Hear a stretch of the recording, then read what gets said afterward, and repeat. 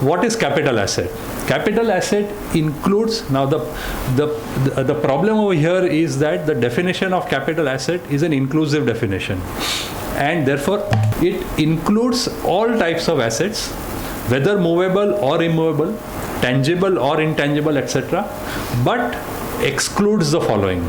The reason for putting down this definition is that because you may have a doubt as to, you have some asset, now whether it is, and if you sell that asset, whether capital gains arises under the Income Tax Act, and are you supposed to pay tax on it? This question may arise. So therefore it is important to understand what is a capital asset. So any property, whether movable or immovable, tangible or intangible, is a capital asset unless it falls in these categories. What are the categories? First is, and this please keep at the central point of your attention, stock in trade, consumable stores, raw materials held for the purpose of business or profession. This is very important because we'll come to a little later slide where the difference between business income and capital gains is looked at and why it is relevant for all of you. But any asset that you hold as a part of stock in trade of your business or profession is excluded from the definition of capital asset. So that is not a capital asset. Similarly, any personal effects, including wearing apparel. You have a fancy Armani suit with thin pinstripe Narendra Modi printed in it, costing 10 lakhs. That is a personal effect which is which is excluded from the definition of capital asset. So personal effects including wearing apparel and furniture other than jewelry, archaeological collections and drawings, paintings or any other work of art. So what it means is capital asset excludes personal effects, and personal effects excludes jewelry, paintings, etc. Which therefore means that if you have a piece of jewelry, a solitaire or a heavily gold, 1 kilo of gold jewelry, that will fall in the definition of capital asset. It is not excluded from the definition of capital asset. Similarly, you have a very rare painting by Van Gogh or any Indian artist, and suddenly the value of that painting has gone up to 1 crore.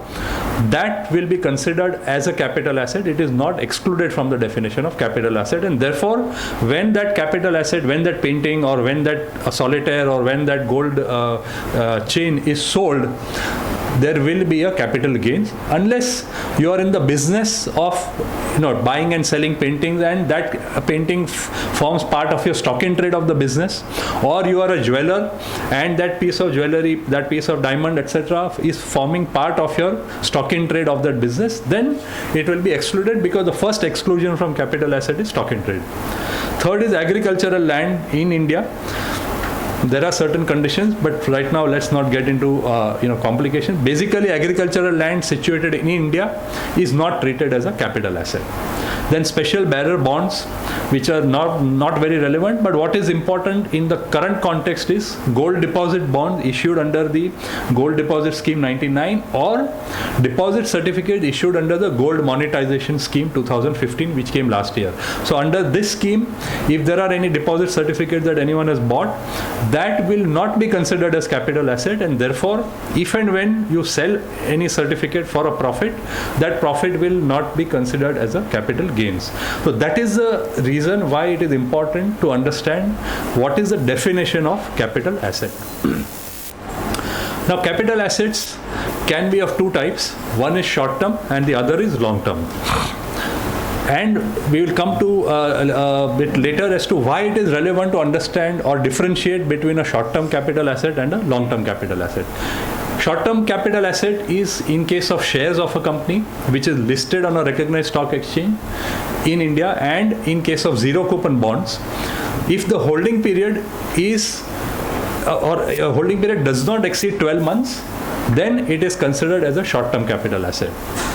In case of shares of unlisted companies, the holding period is 24 months. So if it does not exceed 24 months, it is treated as a short-term capital asset. In case of all other assets, which would be, for example, units of mutual fund, for example, house property, for example, any other immovable property like land or commercial property, etc., paintings, jewelry, everything else other than listed shares, zero coupon bonds and unlisted shares. In all the other cases, if the holding period does not exceed 36 months, then it is treated as short term. And long term is what is not short term is obviously long term. So in the different categories, if the holding period is more than 12 months, 24 months or 36 months, as the case may be, it is categorized as long term capital asset.